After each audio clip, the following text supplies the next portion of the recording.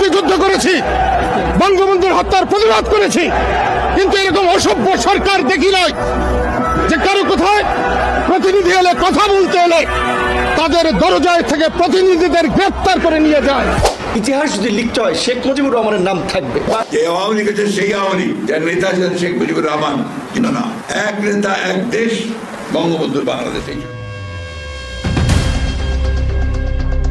বাঙালি জাতির এক গর্বিত সূর্য সন্তানের নাম বঙ্গবন্ধু শেখ মুজিবুর রহমান। ধানমন্ডি ৩২ নম্বরের বাড়ি থেকে যার একটি গর্জনে তৈরি হয়েছিল বাংলাদেশ। ৭৫-এর ১৫ই আগস্ট এক ভয়াবহ কালো রাতের বিচ্ছিন্ন ঘটনায় শোকাহত পুরো জাতি। দলবল নির্বিশেষে সমস্ত রাজনৈতিক দলের কাছে এই বাড়িটি যেন কিংবদন্তি হয়ে আছে বঙ্গবন্ধু। তবে গতকাল ১৫ই আগস্টে নব্য রাজাকারের দল গণতন্ত্রের নামে এক নতুন স্বৈরা শাসন ব্যবস্থা চালু করতে চলেছে। জাতিকে বোলানোর চেষ্টা করা হচ্ছে কে ছিলেন বঙ্গবন্ধু শেখ মুজিব। বঙ্গবন্ধুর বাড়ি আমার ভুল গিল কেন ফেলাইলো, টাকাটা কিনে নাই, কিন্তু আমি জানি আমিল করে ছোট দেব বঙ্গবন্ধুর আমল থেকে আমি আমিল করি। আমি কোন দল করি না, আমি এই দেশকে ভালোবাসি। আমি তোমারটা জেরত করে যাবে না, আপনাকে কোরআন শরীফ খতম দিতে তার জন্য। কেউ মারে না, কেউ মারে না।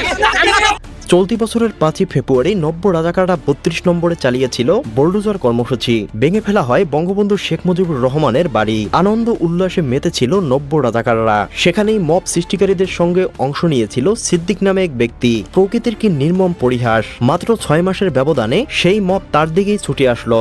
গতকাল ১৫ই আগস্ট সেই ৩২ নম্বরে গণদোলাইয়ের শিকার তিনি। প্রকৃতি চুপ থাকে কিন্তু ছেড়ে দেয় না। এ বিষয়ে বিস্তারিত জানতে সম্পূর্ণ ভিডিওটি দেখতে থাকুন। কথায় আছে ইট্টি মারলে পাটকেলটি খেতে হয়। আপনি অন্যের চালায় ঢিল মারবেন, একদিন আপনার চালাতেও ঢিল পড়বে, সেই ঢিল ঘুরে আসবে।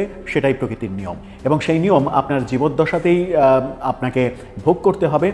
প্রকৃতি কখনো ছাড় দেয় না, প্রকৃতি কখনো কখনো চুপ থাকে, কিন্তু শেষ পর্যন্ত প্রকৃতি প্রতিদান দিয়েই ফেলে। সেটা কখনো ভালো প্রতিদান, কখনো খারাপ প্রতিদান। আপনি যেমন কর্ম করবেন তেমন প্রতিদান প্রকৃতি আপনাকে বুঝিয়ে দেবে। প্রকৃতি বড় নিষ্ঠুর জিনিস।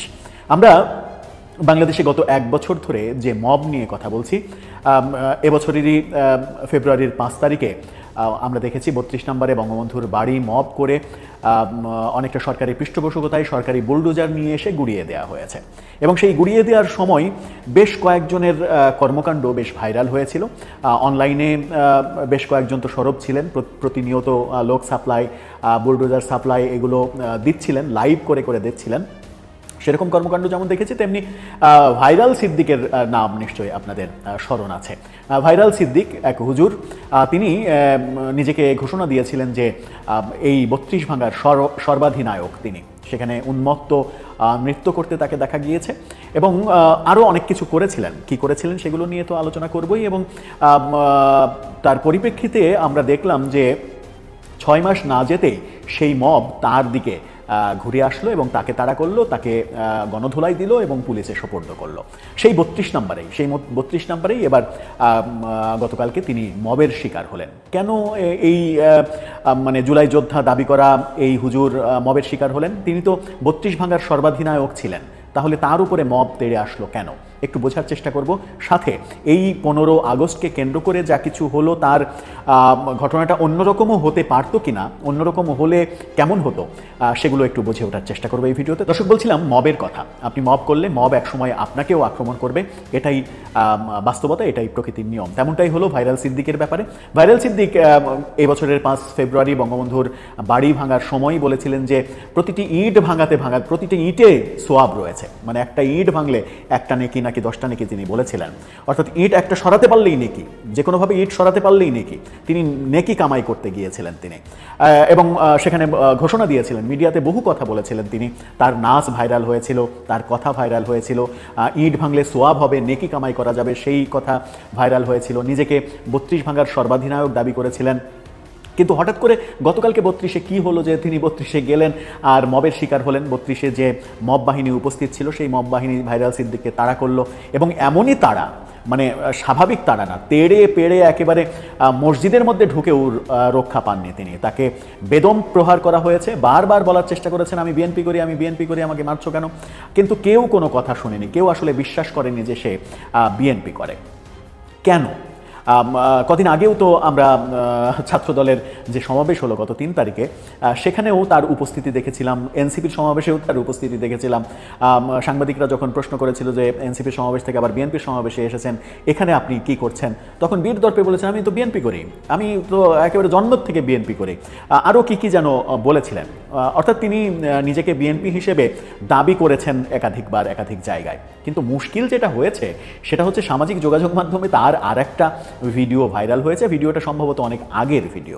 সেই ভিডিওতে তাকে বলতে শোনা গেছে এরকম যে বিএনপির বাপের ক্ষমতা নেই, জামাতের বাপের ক্ষমতা নেই, টুঙ্গিপাড়াতে এসে ভোট করে জিতবে, গোপালগঞ্জে এসে একটা আসন জেতার মতো ক্ষমতা বিএনপির বাপের নেই, জামাতের বাপের নেই। এই ধরনের কথা সম্বলিত একটা ভিডিও সামাজিক যোগাযোগ মাধ্যমে ভাইরাল হয়ে গেছে এবং তখন থেকে প্রশ্ন উঠেছিল যে সিদ্দিক তুমি কার?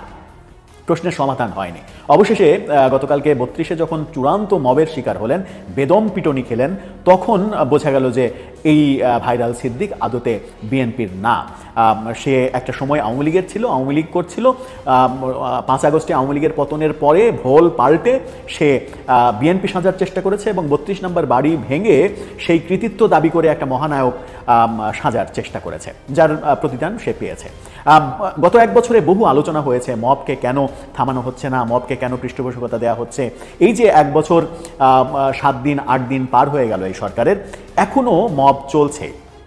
এখন মবের পক্ষে যারা কথা বলেছেন তাদের মধ্যে অন্যতম সরকারের প্রধান উপদেষ্টার প্রেস সেক্রেটারি শফিকুল আলম, তিনিও কিন্তু মবের শিকার হয়েছিলেন। মাইলস্টোনে গিয়ে 9 ঘন্টা মবের দ্বারা অবরুদ্ধ থাকতে হয়েছিল তাকে, উপদেষ্টা আসিফ নজরুলকে, শিক্ষা উপদেষ্টাকে।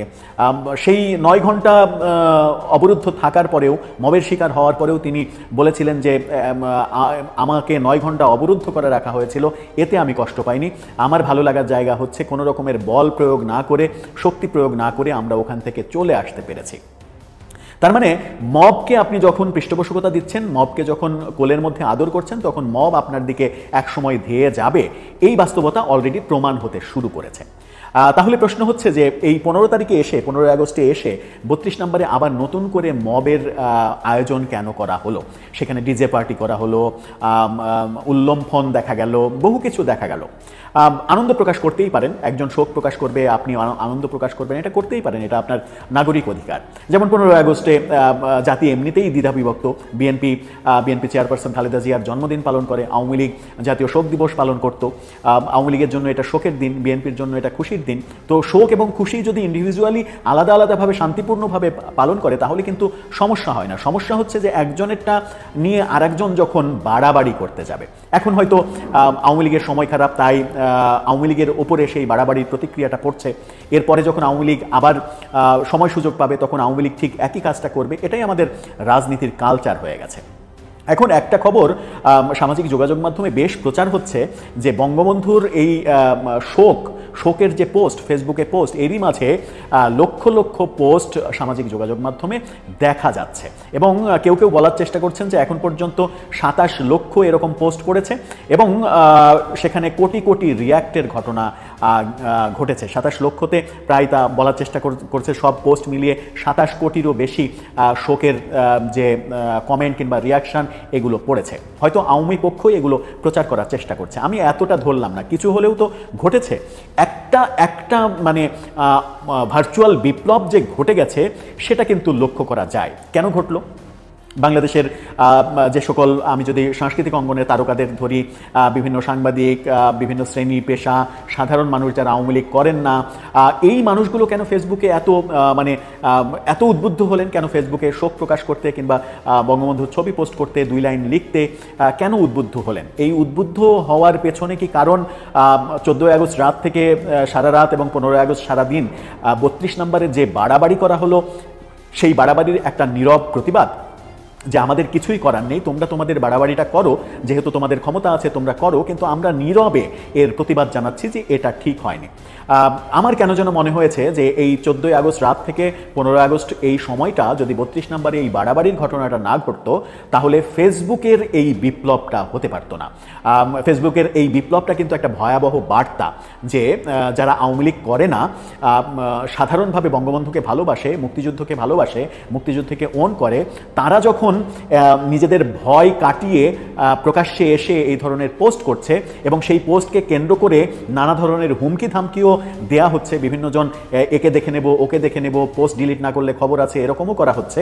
এবং এনসিপি নেতা হাসনাত আব্দুল্লাহ এরকম একটা পোস্টও দিয়েছেন, যারা মানে এই শোক জানিয়ে পোস্ট করছে তারা আওয়ামী লীগের দোসর, তাদের গালাগালি করে পোস্ট করেছেন তিনি। এই ঘটনাগুলো ঘটছে, তো তাদের পাওয়ার আছে, এখন গালাগালি করবে, এটাই স্বাভাবিক। আবার আরেকটা জিনিসও প্রচার হয়েছে, সেটা হচ্ছে যে তারকাদের নাকি প্রতিজনকে 20,000 টাকা করে দিয়ে ফেসবুকে পোস্ট দেওয়ানো হয়েছে।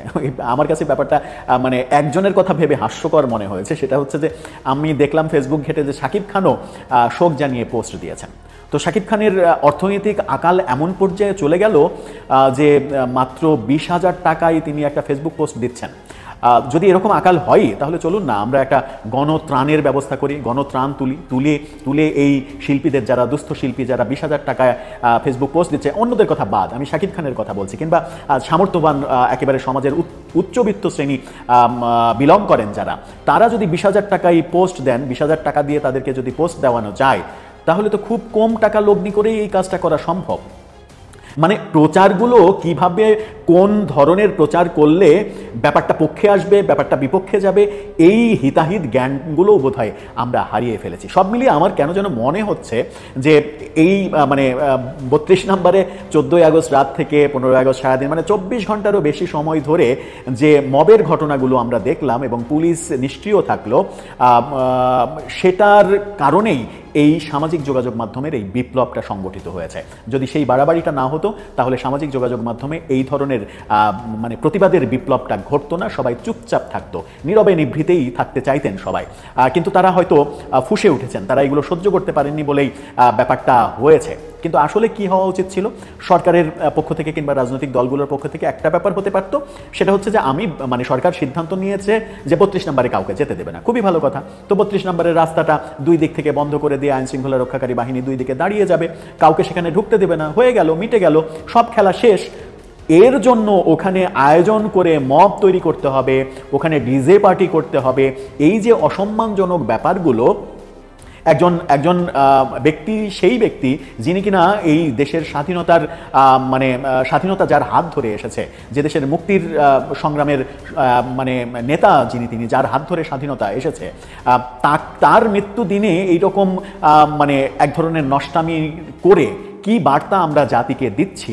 এই বার্তা যদি কন্টিনিউ হতে থাকে বাংলাদেশে, ভবিষ্যতে কোন পর্যায়ে যাব আমরা, কোন পর্যায়ে যাবে আমাদের রাজনৈতিক কালচার, সেটাও ভেবে দেখার বোধহয় সময় হয়েছে। আমার মনে হয় যে এই ভাইরাল সিদ্দিকের মবে আক্রান্ত হওয়ার ঘটনাটাও একটা বার্তা হিসেবে সমাজে আসবে যে আপনি যে ব্যক্তি আজকে মব করছেন, মব একদিন আপনার দিকে ধেয়ে যে যাবে না তার কিন্তু গ্যারান্টি নেই। দর্শক, আপনার মতামত জানিয়ে লিখতে পারেন আমাদের